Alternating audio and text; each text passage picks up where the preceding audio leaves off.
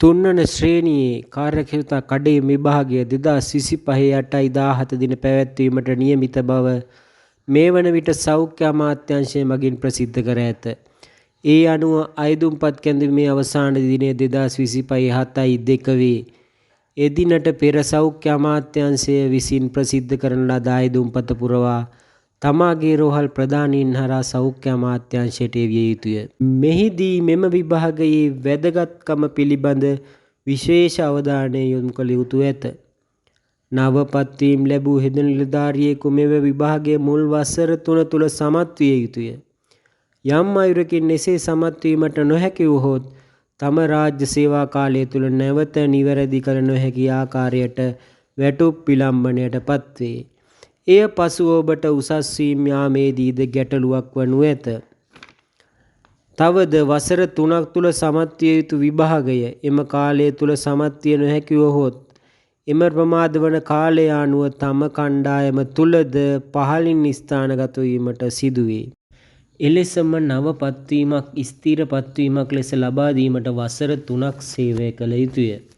එම වසර 3 තුළ ඔබගේ හැසිරීම කාර්යක්ෂමතාවය ඇතුළු කරුණු සලකා බලා වාර්ෂික කාර්ය සාධනය රෝහල් ප්‍රධානීන් විසින් නැගීම් කරනු ඇත. එය පත්වීම ස්ථිර වීමට අවශ්‍ය එක් කරුණක් පමණි. තවත් කරුණක් නම් හෙද සේවාවේ පත්වීමක් ස්ථිර වීමට පළමු කාර්යක්ෂමතා කඩයිම් විභාගය සමත් වීම අනිවාර්ය වේ. පත්වීම ලබා වසර 3ක් තුළ එම විභාගය සමත් නොවුයේ නම් පත්වීම ස්ථිර කිරීම ප්‍රමාද වනු ඇත. තවද ඔබට නව පත්වීම් ලබා ගන්නා මොහොතේ ලැබෙන මූලික වැටුපට වාර්ෂික වැටුප් වර්ධක එකතු වේ. තුන්වැනි අවුරුද්දේදී මෙම කාර්යක්ෂමතා කඩයිම් විභාගය සමත් නොවුනේ නම් එම වාර්ෂික වැටුප් වර්ධකය නවතිනු ඇත. එම වැටුප් වර්ධක හිඟාගේ නැවත හිමි නොවේ. එනම් වැටුප විලම්භනයකට ලක්වේ. වසරකට කාර්යක්ෂමතා කඩයිම් විභාග දෙකක් පැවැත්වීමට නීතිමය නියෝග තිබුණද ප්‍රායෝගිකව එසේ සිදු කිරීම ගැටලු සහගත වී ඇත. පසුගිය වසරවල කොවිඩ් අර්බුදය නිසා විභාග තැබීම ප්‍රමාද වීම ඇති විය. එවැනි රට තුළ පවතින අර්බුදකාරී තත්ත්වයන් හෝ වෙනත් හේතුන් නිසා විභාග තැබීම ප්‍රමාද වීම ඇති විය හැක.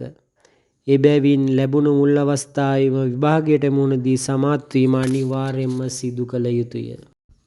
මෙම විභාගය ආයතන සංග්‍රහය සහ මුදල් රෙගුලාසි යන විෂයන්ගෙන් යුක්තය. විභාගයේ සමත් වීම සඳහා එක් විෂයකට අවම වශයෙන් ලකුණු 40ක් ලබා ගත යුතුය. විෂයන් දෙක වෙන වෙනම අවස්ථා දෙකකදී සමත් විය හැක. නමුත් පළමු අවස්ථාවේ විෂයන් දෙකම අයදුම් කළ යුතුය. මෙහිදී ආයතන සංග්‍රහය යටතේ රාජ්‍ය නිලධාරියෙකු ලෙස පවතින නීති රීති පිළිබඳවද මුදල් රෙගුලාසි යටතේ රාජ්‍යයේ මුදල් පරිහරණය වන ආකාරය පිළිබඳවද අවබෝධය ලබා දී. එසේම ප්‍රථම වතාවට මෙම විභාගයට මුහුණ දෙන්නේ නම් විභාගයට පෙනී සිටීමට රාජකාරී නිවාඩු හිමි වේ. එසේම කිසිදු විභාග ගාස්තුවක් ගෙවීමට අවශ්‍ය නැත.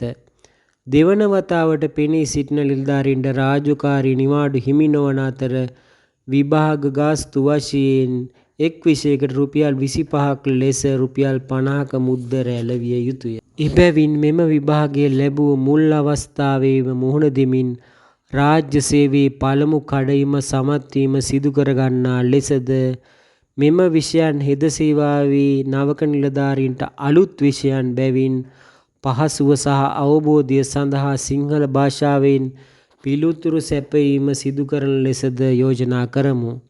එසේම අයදුම්පතේ ඒ බව සඳහන් කර අයදුම්පත ඉතාමත් අවබෝධයෙන් සම්පූර්ණ කරන ලෙසද දන්වා සිටිමු. තවත් මෙවැනි තොරතුරු දැනගන්න චැනලය සබ්ස්ක්‍රයිබ් කරන්න.